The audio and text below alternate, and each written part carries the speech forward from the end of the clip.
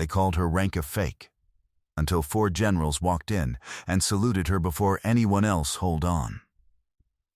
2 words, the kind that carry the weight of a room behind them. Colonel Dennis Hale steps through the briefing room door at 12:43 hours, and the first thing he does, before acknowledging his senior staff, before checking in with the 31 officers and analysts arranged in tiered seating from the projection screen to the back wall, is stop the briefing. He raises one hand, open palm, toward the procurement data currently lit up on the screen, and says it again. Hold on. Stop right there. His gaze finds her at the front of the room, compact frame, plain service dress, no visible rank insignia beyond a contractor designation clipped to her left breast pocket. She has been speaking for 11 minutes. She has 13 more to go. What rank did you just say you hold? The question drops through the recycled air of the briefing room like a blade falling flat against a table, not yet striking, just landing with its full weight announced, in front of 31 people who have stopped moving at exactly the same moment. Hale doesn't step fully into the room. He stands at the threshold with 3 combat tours and 17 ribbons on his chest, arms crossed the way a man stands when he has walked into a situation he is already certain he has correctly read. The projector hums behind her. The air smells of stale coffee and recycled ventilation, and the particular institutional cleanliness of a room that gets wiped down every morning and occupied every afternoon, and never quite loses either smell. His shadow falls across the edge of the data she has spent 9 months building. 31 people hold their breath. She does not hold hers. 30 years old. Plain service dress and contractor designation. No rank insignia above what the credential clip states, Senior Analyst, DoD Procurement Review Division. A compact, still frame at the front of the room, laser pointer in one hand, a procurement disbursement chart behind her tracking $340 million in contract payments across 47 vendors over 4 years. She has been in this room for 11 minutes and has not once raised her voice. She has not needed to. The numbers have been doing everything required of them. She does not flinch. The one on my credentials, Colonel, she says. Calm, not dismissive. Exact, the way a person answers when the question being asked is not the right question, and they have decided to answer it precisely, and nothing more. Then she turns back to the screen. At the back of the room, against the wall below the ventilation panel, a man named Sergeant Major Harold Cross sets down his coffee cup with the specific deliberateness of someone who has just decided to pay a different kind of attention. 61 years old. 33 years of service. The kind of stillness that takes decades to build. Not a man who has stopped moving, but a man who has learned that the most important information in any room almost always arrives quietly, from a direction nobody is watching. He came to this briefing for the procurement data. He is no longer thinking about the procurement data. He noticed her when she walked in. Not the way Hale is noticing her now. The way you notice a room's temperature change. Something registers before you can name what registered. The way she carried her briefing folder without adjusting for its weight. The way she found the geometry of the room the moment she entered it. Exits, cameras, sightlines, without appearing to look for any of it. The way she set up at the front without moving a single piece of equipment that was already there, as if she had already mapped the room from a separate data set. His jaw tightens. Slowly, she was already interesting. Then, she answered Hale in 6 words, returned to her data, and became something else entirely. Hale does not let it go at the doorway. He walks to the front of the room, unhurried, the kind of unhurried that is its own statement, and addresses the 31 seated personnel directly over her head, in the tone of a man who has found something irregular and is doing everyone the professional courtesy of flagging it publicly. Does anyone here have documentation from a DoD Procurement Review Division active deployment to this installation? Anyone? He surveys the tiered seating. Waits 4 full seconds. The kind of silence that makes people check their folders. Because I run procurement operations on this base, and I don't have that documentation, and I don't recognize this designation. And before we continue with any briefing drawing on classified disbursement data, I think we verify. 31 people stay quiet. 3 people at the center table exchange glances they immediately take back. She controls her breathing. 4 in, hold 4, 4 out, hold 4. She folds her hands behind her back. She waits. By 13:15, the story has reached every common area on the intelligence wing. The contractor who claimed a rank nobody could verify. The analyst who walked into a classified briefing room without proper installation credentials and started presenting procurement data with the assurance of someone who belonged there. In the version circulating through the ENSO corridor by 1400, she claimed she outranked the colonel. By the time it reaches the duty office at 1445, she tried to access a classified system during the briefing itself. In every version, Hale is the one who caught the irregularity. In every version, she is someone who stumbled into a place she didn't belong. She eats lunch at the West Canteen at 1310. Alone at a corner table, tray in front of her, notebook open beside it. She is not writing in the notebook. She is listening. 2 officers 3 tables over are discussing the disbursement calendar for the next fiscal quarter. Not classified, freely spoken. The kind of conversation that happens when people are certain nobody worth worrying about is nearby.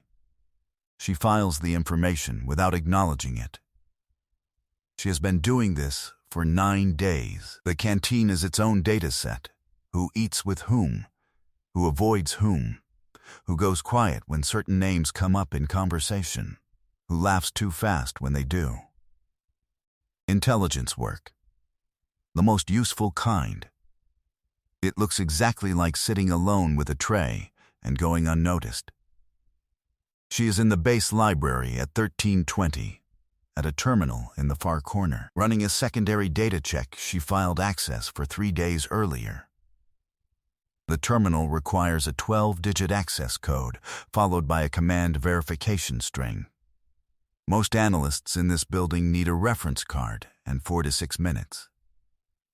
She enters the full sequence from memory in 14 seconds, navigates without hesitation to a compartmented procurement subdirectory, and cross-references 3 invoice chains that appear in no document distributed in this morning's briefing. Staff Sergeant Kellerman, the library duty officer, watches this from his desk for about 6 seconds. Then he reviews inventory. Cross, stopping in to return a reference manual, is in the doorway. He watches her pull 4 invoice records from a compartmented database that most personnel on this base do not know exists. He watches her cross-reference them against a master contract ledger accessible only from that specific terminal clearance tier. He watches her annotate a field that is labeled, and this specific detail stops him fully, with a code name he has seen once before, 11 years ago. On a document he was handed in a room he has not re-entered since. A code name from the kind of program that doesn't appear in base directories and doesn't hold war room briefings and doesn't explain itself to anyone who doesn't already have the clearance to understand why. He does not return the reference manual. Something about this woman. He couldn't finish the sentence, but the picture was building. At 1342, he passes her in the corridor outside the signals office. She is walking back from the terminal room. Her left hand is relaxed at her side. Her right hand has the posture of someone whose draw reflex has been retrained, not a standard issue retention grip. Something tighter. Something custom.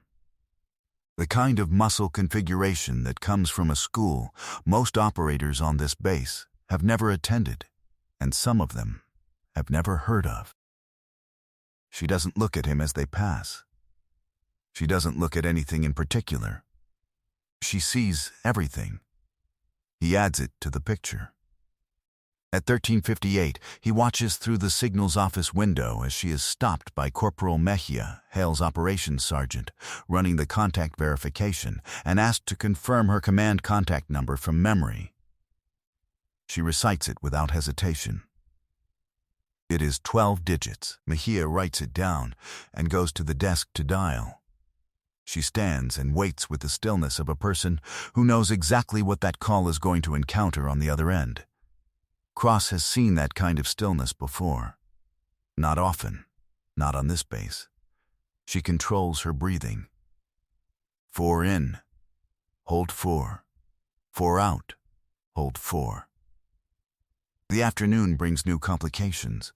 At 13:52, Hale's operations sergeant attempts to reach the DoD Procurement Review Division through the official contact chain listed on her credentials.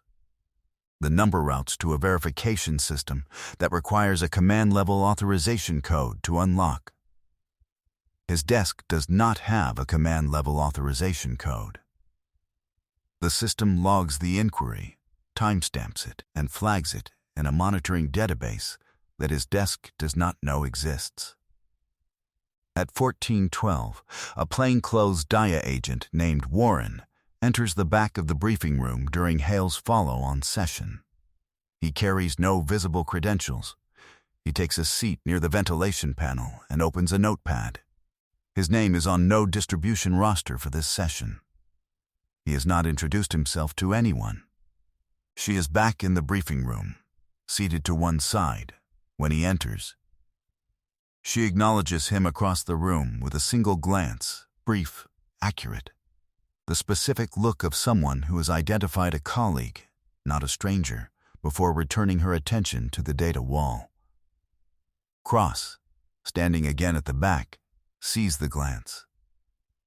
Warren has said nothing. His role is not on his clothing and is not on anything in the room. The acknowledgement should have been impossible. His pen stops moving.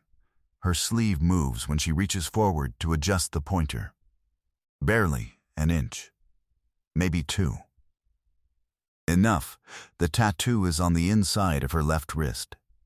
Small, precise, a ledger seal, and a marking line. Rendered in the specific black ink used by one classification program and no other, a designation Cross has seen on exactly one document in 33 years of service, and has thought about more often since than he can entirely explain.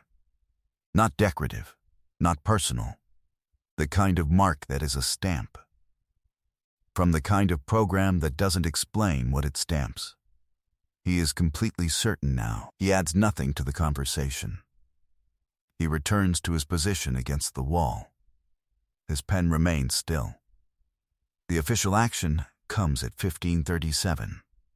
Hale initiates a formal credential review, filed with the base legal affairs office, copied to the installation commander's deputy, requesting detention of her documentation pending verification through the channels he specifies. She cooperates with the full sequence without variance. His 4 senior staff are positioned behind him. He performs for all of them simultaneously. Her responses throughout: name, Vasquez, rank or designation, senior analyst. It's on the credential. Your command contact isn't responding through official channels. The verification protocol is listed on page 2 of the packet. That protocol requires an authorization code we don't have. Yes, then explain how we proceed. Follow the protocol. He steps around the table. Closer, his shadow crosses her side of the desk. Boots on tile. The specific sound of someone asserting physical proximity as a variable. I've been running procurement operations on this installation for 14 months. I've processed hundreds of contractor deployments. None of them came with a contact chain that locks when you call it. None of them. He waits. She says nothing. He waits longer. She says nothing. So I'm going to ask you one more time to explain to me and to my staff, who are present, what authority you believe you hold in this building.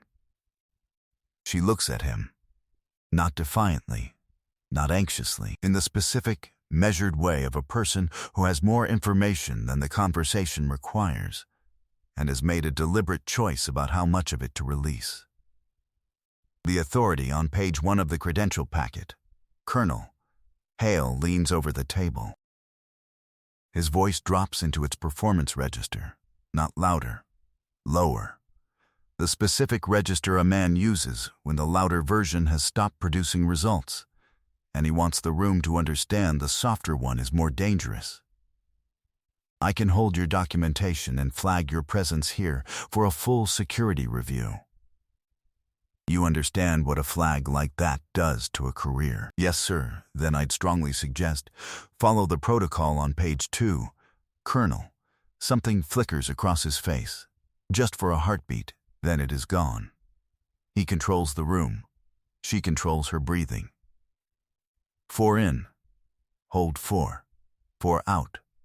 Hold 4. By 1547, her credentials are in a document folder on Hale's desk, and she is escorted to the small office adjacent to the security checkpoint to wait while the review is processed. She walks between 2 MPs with the exact posture of someone who has planned for this contingency. Not approximately. Exactly. 9 feet by 11. The kind of room that exists on every installation in the world, too small to be a proper office, too formal to be storage. Metal chair. A single desk bolted to the wall. A fluorescent light humming at the specific frequency of a bulb in the last quarter of its life. A vent in the ceiling showing a strip of ductwork, and nothing else. The smell of old paperwork and metal and a cleaning product applied to surfaces that don't quite need it. She sits. She does not pace. She does not examine the door or the vent. She checks her watch. This is the near-fail moment. Anyone watching from the outside would call it finished. Her documentation is in an evidence folder. Her presence on this installation is flagged for security review. In 30 minutes, the review will escalate to a level where the verification protocol she filed requires a command authorization code that nobody in this building has. Hale will interpret this as further confirmation. He will push harder. And when he pushes harder, he will complete the sequence she needs him to complete. She watched him walk into that briefing room at 12:43. She knew what he would do.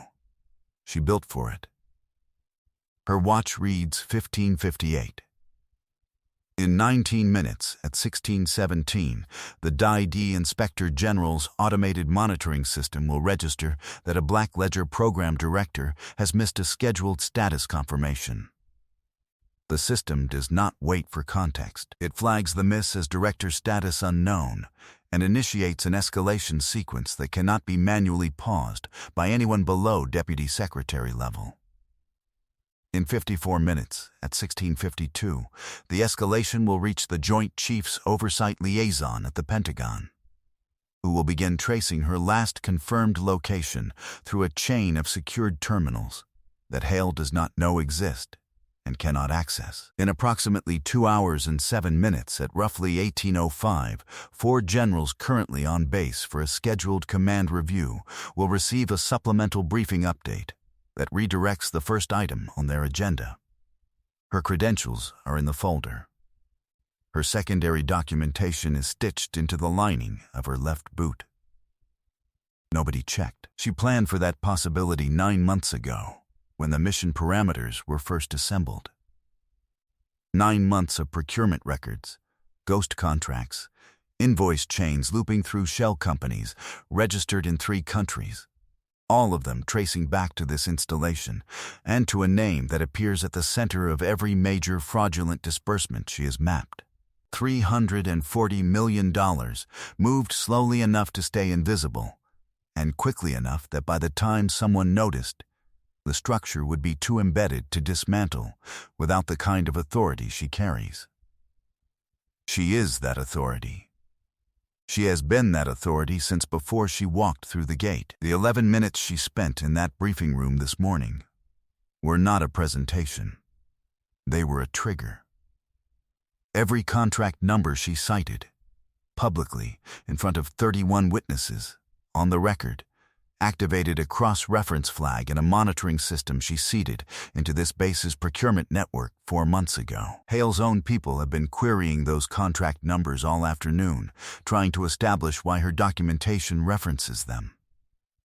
Every query they run creates a timestamp.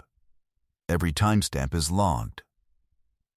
The case being built in a building in Northern Virginia tonight is built partly from the records Hale's staff have been generating since 1300 hours, without knowing it. She built for this the day she drove through the gate.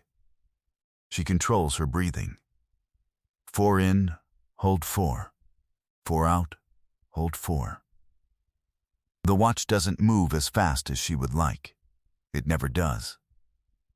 This part is always the same. At 16:12, Cross walks to the security checkpoint and flags down Hale's duty aide with the quiet deliberateness of a man who has chosen his words before arriving. "Son," he says, the voice of someone who has delivered uncomfortable information in difficult places for 33 years and has no need to perform the delivery. "I would be very careful about how far this credential review goes before you get outside eyes on it. The kind of documentation that routes through a command authorization code instead of a standard contact number, that doesn't mean irregular.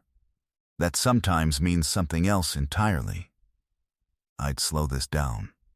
The aide, 23, polite, 18 months in, thanks him. Notes the concern, says the colonel has the matter well in hand. Cross nods once.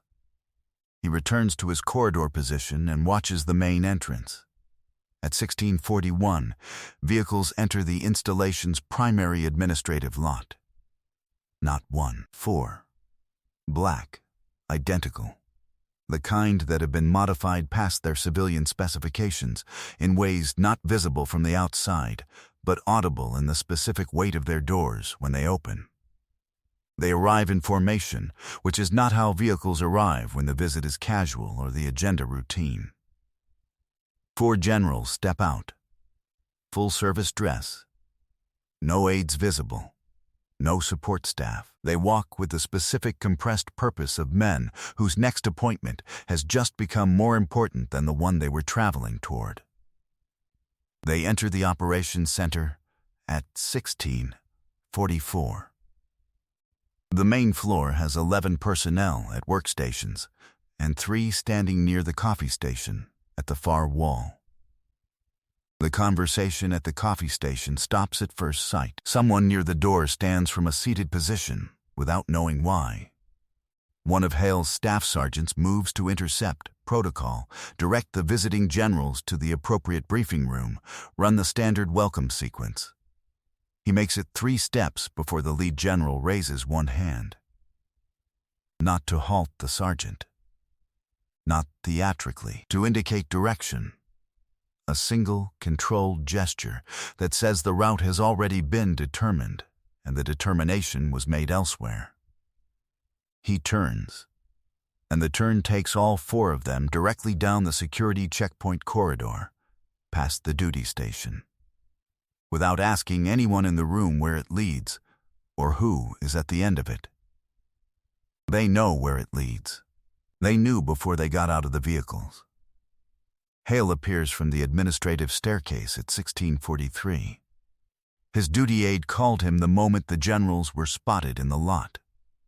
He arrives on the main floor with the composed urgency of a man who has done nothing wrong and is ready to explain that to whoever requires explanation. He sees the 4 generals walking down the security checkpoint corridor without having acknowledged him. His stride breaks. Just slightly. Just once. Then he follows. She is already standing when the door opens. The lead general carries a document folder, regulation issue, except for the classification stripe running its full width in a color that exists at a tier above anything distributed on this installation. He opens it without introduction. He sets it on the desk. She reaches forward to take it, and her sleeve pulls back an inch, the same inch as in the briefing room, and the tattoo is briefly visible on her inner wrist. The lead general's eyes move to it for exactly 1 second. Something in his posture changes. Not dramatically, not theatrical. The specific, involuntary shift of a body that has just confirmed what it was already expecting to find. The first page carries her photograph, her name, and below the name a designation that is not a rank in the conventional sense. Direct Special Operations Procurement Oversight, Black Ledger Program, Dodie Inspector General Special Authority Division.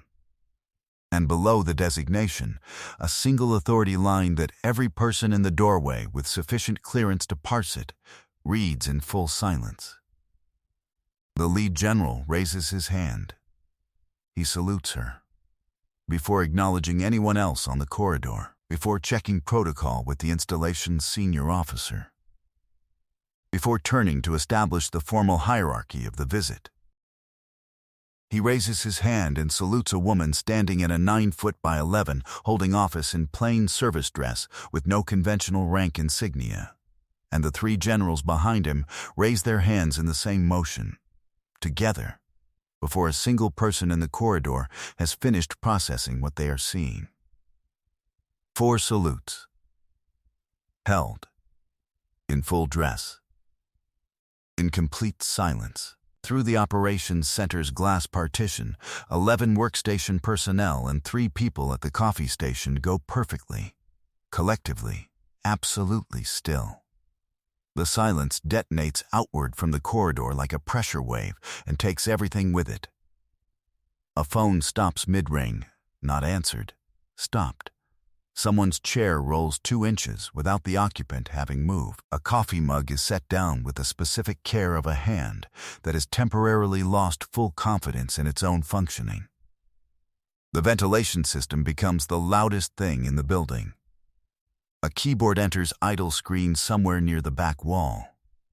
A door that was mid-swing slows and stops. Somewhere near the duty station, a badge swings on its lanyard against a chair back. These small sounds fill the absence where every larger sound used to be, and the filling makes the silence feel more total, not less. It has weight. It has texture. It presses against every person in the room. Hale arrived 30 seconds before the generals. He stands 6 feet from the open office door. He is watching 4 generals hold a salute, precisely, formally, in full dress. To a woman he filed a credential review against 47 minutes ago. His face does something complicated. Not theatrical.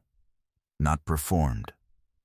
The kind of thing a face does when the structure it has operated inside for years turns out to have been assembled on a different set of assumptions than the ones currently present in the room.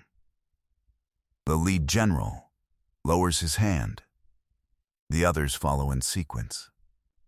He turns to the corridor. For the record, he says, the phrase carrying the weight of a formal declaration, the kind that will appear in documentation, and for the clear understanding of this installation's command, Director Vasquez holds authority under the Inspector General Act, Special Programs Amendment, with oversight jurisdiction over this installation and every contract issued from it in the past 4 years. Every officer present is subject to that jurisdiction.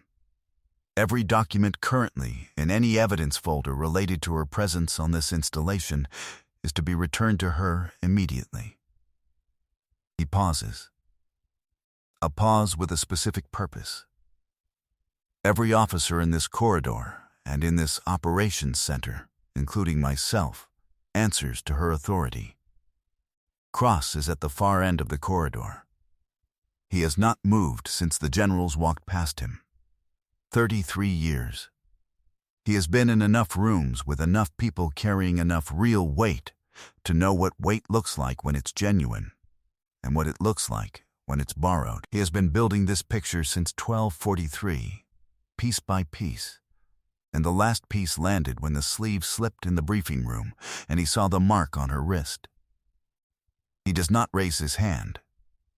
He has 33 years behind him and a face that has forgotten how to be surprised by most things, and he has spent the last 4 hours building a picture that is now complete. He could have spoken at 1612. He could have pushed harder at the aide's desk. He could have found Hale directly and told him what he suspected. He chose not to. He watched. He waited. He let the picture finish itself without him. He let her work. He nods, once, slow, the kind of nod that passes between two people who have carried things that most people in any given room will never be asked to carry. Not superior to subordinate, not officer to enlisted, but person to person across a corridor. From someone who has spent 3 decades in uniform to someone who has spent a decade in something that doesn't have a uniform. A chosen recognition, not commanded, not required. Given from knowledge, freely, she returns it. The 2 legal liaisons who arrived in the 4th vehicle appear from the direction of the administrative entrance and approach Hale with the efficient calm of people who have done this before and know exactly how long it takes. He has read a specific clause, the Inspector General Special Authority provision, subsection 4, in a flat professional tone that does not leave room for interruption. He does not respond. His hands stay at his sides. He goes with the liaisons through the side corridor, quietly, without a speech, without a final claim on the room. The certainty that would have required a speech left him the moment 4 generals raised their hands to the woman he spent the afternoon trying to discredit. She does not watch him leave. The operations center returned to motion in stages, the way a room recovers when something has shifted the floor beneath it and people need to individually confirm that regular functions are still required of them. Workstations resumed. Voices returned at lower volumes than before. 2 people at the coffee station found reasons to be in other parts of the building.